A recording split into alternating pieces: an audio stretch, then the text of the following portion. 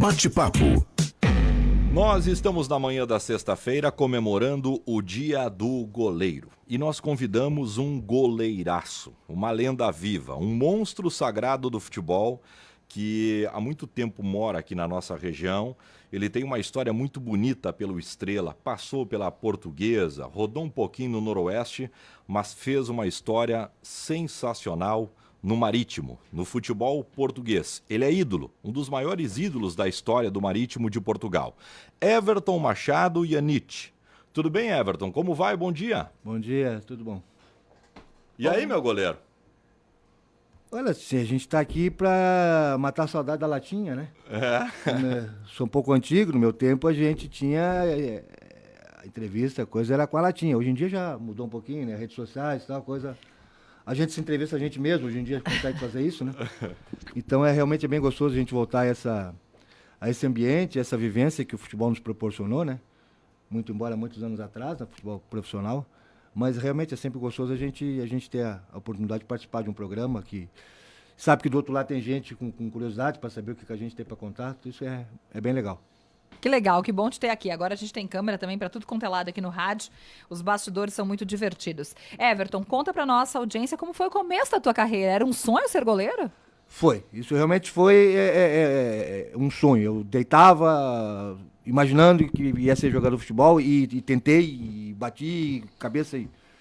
Para resumir, há anos atrás não existiam essas categorias de base como é agora. Várias categorias, várias escolinhas, aquele negócio todo. Então a gente tinha, e eu morava em Porto Alegre, a gente tinha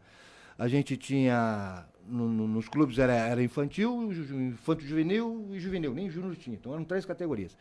E o que eu fazia? Eu desde os 14 anos, pouco mais ou pouco menos, eu ia fazer teste, como era gremista, né? Eu ia fazer teste no Grêmio. Fazia teste no Grêmio, mandava embora, aí eu ia pro Inter.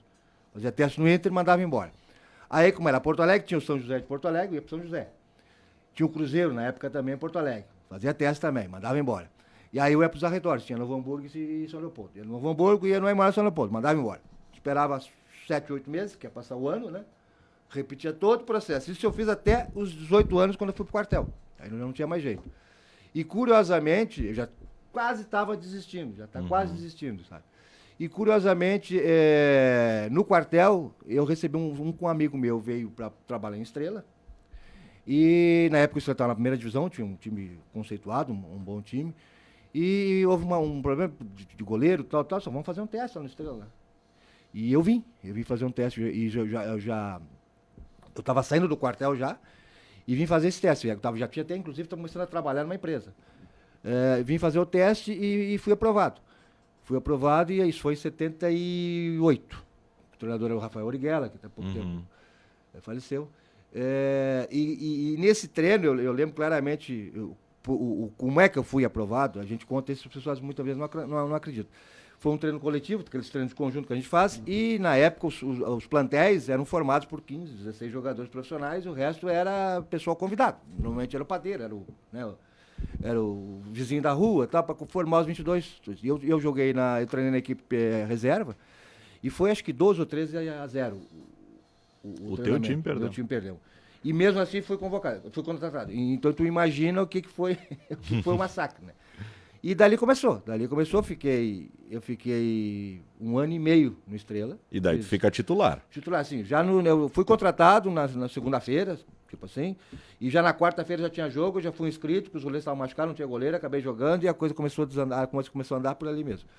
E foi então um Campeonato Gaúcho, que eu disputei, o de 78, e a gente ficou em 4º lugar, que a gente perdeu a classificação numa semifinal numa quarta de final contra o Caxias, lá no Estrela, no estádio. E fizemos uma campanha muito boa.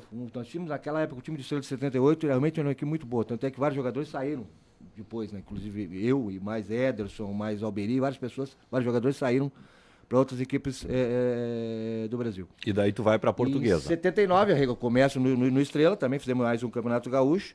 E aí, em metade do ano, eu vou para a Portuguesa. Portuguesa e daí tu é vendido, Everton? Foi vendido. Tu lembra qual era o valor? Era bastante? Pá, eu não lembro nem qual é que era a moeda. Mas eu sei que foi um valor bem significativo para o Estrela, que é uma equipe do interior, né? E até o que mais chamou a atenção foi, na verdade, por ser goleiro. por ser goleiro, que era dificilmente saía goleiro aqui do Sul, né? E a história, fiz uma história até legal na Portuguesa também, foram 8 anos que eu fiquei na Portuguesa. Fica até 87, Fica daí. até 87. Aí em janeiro de 87 eu sou emprestado para o Noroeste de Bauru. Fizemos lá um excelente Campeonato Paulista também, ficamos em terceiro lugar no Campeonato Paulista. E foi quando surgiu o convite do Marítimo, que também foi de uma forma meio atravessada. São histórias que a gente conta que são até engraçadas para se entender o que era o futebol antigamente. O futebol português na época contratava muito brasileiro, já contratava muito brasileiro. Só que acontecia, não existia a figura do empresário. Hoje em dia os caras se apresentam com vídeos, com tudo, né? O cara tá, o treinador de lá senta e olha e tal. O que eles faziam antigamente? Vinha uma pessoa do clube e o treinador. Olhar jogos no Brasil. Então as coisas, às vezes, quando elas estão desenhadas para acontecer, elas acontecem. Veio o presidente, o treinador, e eles desceram no aeroporto em São Paulo, no aeroporto de Cumbica, sem rumo. Eles vinham para olhar jogos.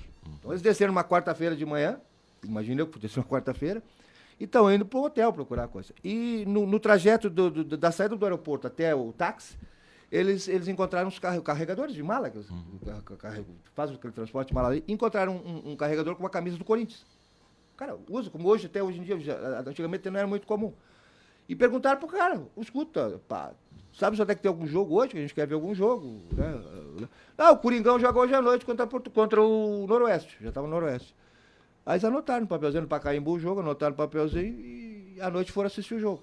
A gente ganhou do Corinthians e eles gostaram, o treinador gostou do time, eles foram a Campinas, a gente jogou com o Guarani em Campinas, assistiram em Campinas, assistiram em Piracicaba, a gente jogou, foram 3 jogos que assistiram. Eles ficaram tirando prova, é? Não, o treinador gostou tanto que ele ficou acompanhando o time. Sim. E no fim da história, ele queria levar 7 jogadores.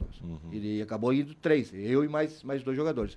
Então, o que eu costumo dizer assim, cara, quando a coisa está desenhada, se o cara tivesse uma camisa do Palmeiras, ele ia olhar o jogo do Palmeiras. Ou se tivesse o São Paulo, qualquer outra camisa, ele não iria olhar o jogo do Corinthians com o Noroeste.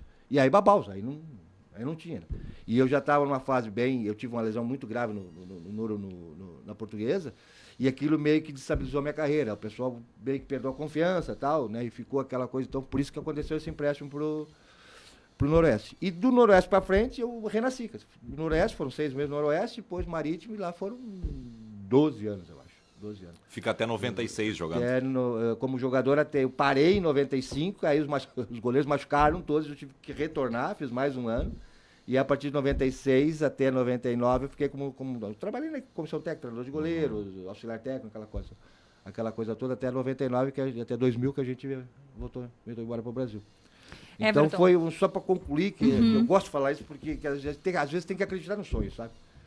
E, cara, aquilo foi acontecendo, foi uma coisa atrás da outra, e eu fico imaginando hoje, que tem de crianças ou jovens que têm o mesmo sonho. Só que atenção, gente, a concorrência hoje é muito maior, né? É muito maior. Tem muita escolinha, tem muito empresário, tem muita coisa que, às vezes, eu vejo os pais, eu tive a oportunidade de trabalhar com categoria de base, depois aqui no Brasil, e mesmo hoje a gente vê a gurizada, tem aquele sonho, acredita, de repente pode dar certo. Everton, eu quero te perguntar, na tua trajetória profissional, o que é mais diferente da trajetória de um atleta para a trajetória da gente aqui da bancada que tenta, né, se quer fazer algo da vida no mundo do esporte e não consegue? É a alimentação, é a rotina do sono, é o comprometimento, o que é a imprensa sempre em cima, é o torcedor que está sempre te achando em algum lugar? O que é o mais diferente da tua jornada, do que foi da tua jornada profissional para a nossa, por exemplo?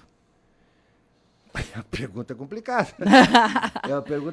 Primeiro, tem que existir a oportunidade, tem que existir a oportunidade de estar no futebol profissional, o que já não é fácil, já é bem mais complicado. Depois, lá dentro, existe uma série de componentes que fazem com que tu consiga sobreviver como jogador de futebol. Em estudos mais não tão recentes, mas pelo menos que eu li, apenas 2% dos jogadores de futebol profissional recebe mais de 10 ou 15 salários mínimos. O resto recebe a menos. E mais, trabalhos de 4, 5 meses no ano. Não tem um calendário cheio. Tá. E o que acontece para tu conseguir te manter dentro desse meio futebolístico? Ter alguma sorte, como foi o meu caso, ter alguma sorte em relação a isso. E depois é trabalho, dedicação, saber que tu é uma pessoa pública, sabe? Saber que tu é uma pessoa pública. Eu aprendi uma coisa, e tinha em Portugal, eles usavam muito isso. Cara, se tu ganha o jogo, pá, vai pra noite, vai pra festa, né? Tudo dentro de uma boa, dentro de uma normalidade. A equipe tá num bom momento, sai, aproveitar, tem família, tem, né? Não vai ficar amarrado aquilo ali. Mas quando a coisa não tá boa, né? Cara, sossega, fica um pouquinho em casa, né? Não precisa estar toda hora saindo, ou coisa, então se segura um pouquinho ali, até voltar, ter uma nova fase. Eu acho que isso faz com que o jogador ele meio que fique bitolado, sabe? Porque vocês na vida normal, vocês têm a sua vida normal, né? Quer dizer, tu quer sair, sai, tu quer fazer o que tu, na rua tu não está sujeito a ser abraçado, né, por um torcedor favorável, ou está sujeito a ser, não está sujeito a ser xingado. A gente corre esses riscos, principalmente hoje, né? Então, assim, eu acho que o jogador tem que estar predestinado a ser jogador. Sabe? Porque a gente tem milhares de jovens que querem ser jogadores. E tu vai fazer uma triagem e vai sair 100 ou 200. Então depois que tu está lá dentro, tem que saber estar lá dentro. Tem que saber estar lá dentro, tem que saber que aquela tua vida, ela é curta. Tu tem ali 10, 11, 12. O goleiro até vai mais. Hoje em dia, vejo o Fábio está com 45 anos, está jogando e bem. Tu tem que saber que a tua vida é curta ali dentro daquele período e tu vai ter que fazer o teu pé de meia, porque não dá para estudar, não dá para ter um trabalho paralelo, né? Enfim, tem várias coisas que tu não pode agrupar com o futebol, porque não é o amador que só joga domingo. Tu tá treinando direto, tu tá viajando, tu tá envolvido em concentrações. Então tem uma situação muito grande que envolve isso aí, que tu tem que estar focado naqueles teus 10, 11 anos. Diferentemente de uma profissão normal, que tu sabe que tu vai trabalhar 15, 20, 30 anos, de repente, né? Mas, então o futebol ele tem essa particularidade da gente ter aquele período muito restrito e ali tu tem que fazer a tua vida. Everton, como é jogar um jogo de Liga dos Campeões? Cara, eu vou ser bem sincero, eu nunca joguei essa Liga dos Campeões nova, ela apareceu em 94, se não me engano, 94, 95. Eu jogava numa equipe mediana de Portugal, né? E a gente participamos muitas vezes na época que era chamada, existia a Liga dos Campeões, que era só para os campeões, e existia a Copa UEFA, Taça UEFA, né? Que hoje é a Liga. Que hoje seria a Conference League ou a UEFA Liga, aquela diferente, né? Cara, sempre são quartas-feiras, sempre são à noite, são noites mágicas, sabe? São simplesmente noites mágicas. Eu não tive a oportunidade de jogar contra grandes equipes, a gente... de equipes a nível mundial, a gente jogou contra o Leeds United na época, que era um time inglês que estava na primeira divisão. A gente jogou contra a Juventus da Itália, que na época tinha jogadores bem conhecidos.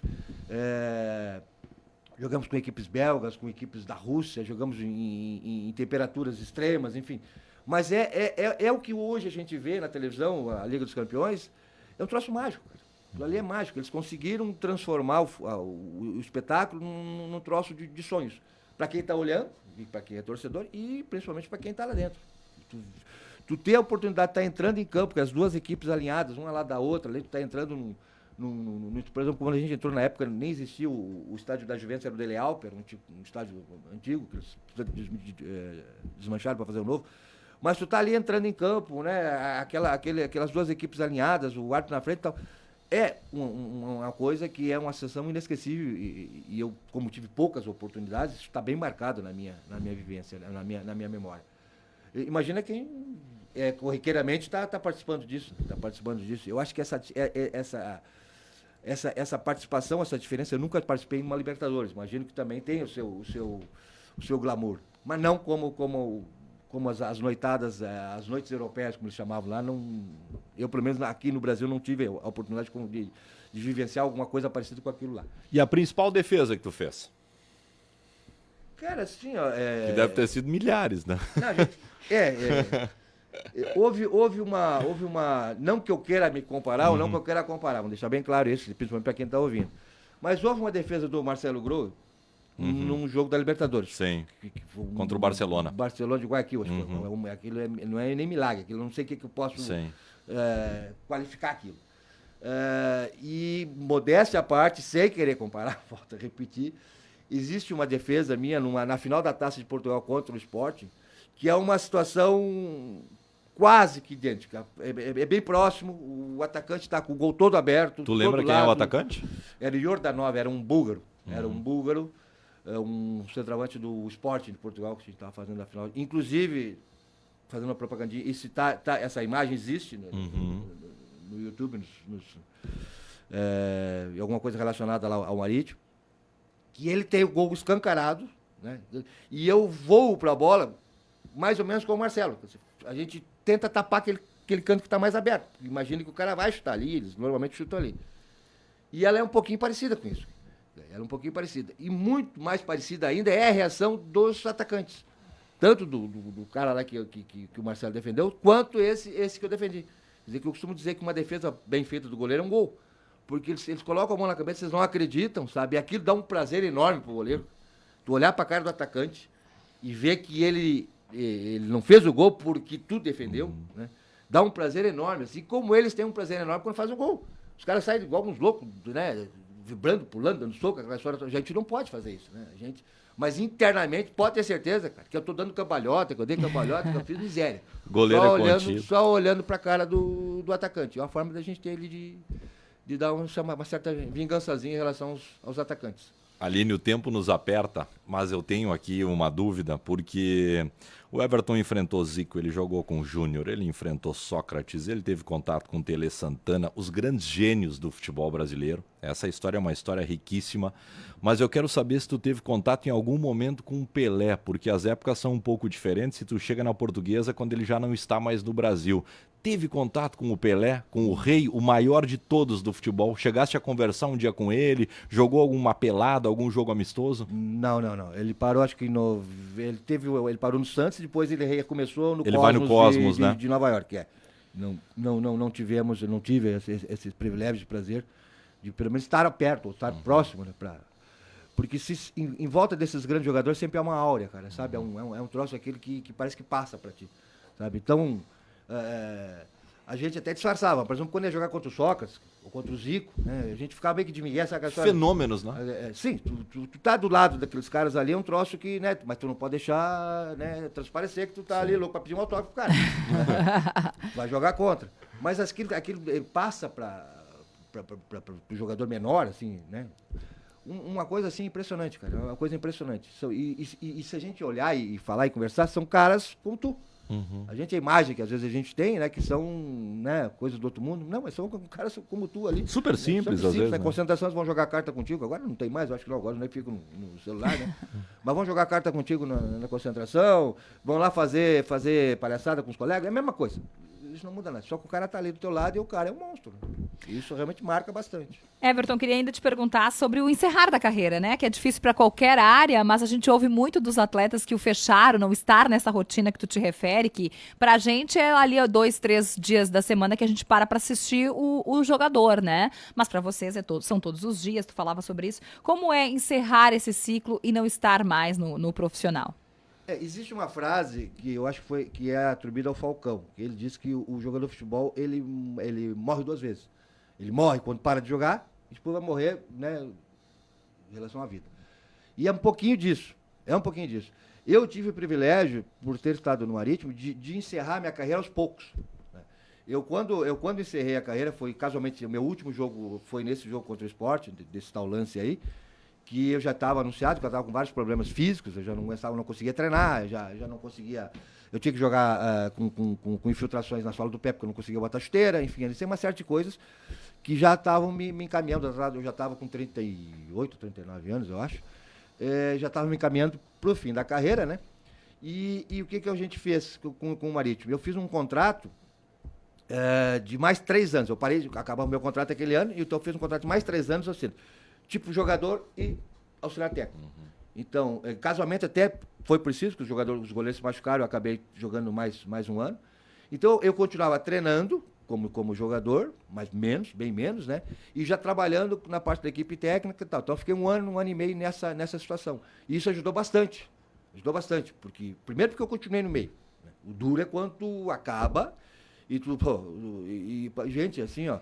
A gente estava falando em 2% de jogadores que conseguem. Os outros 98%, assim, tem muita gente que acaba a carreira, vai trabalhar no mercado, vai trabalhar no coisa, né?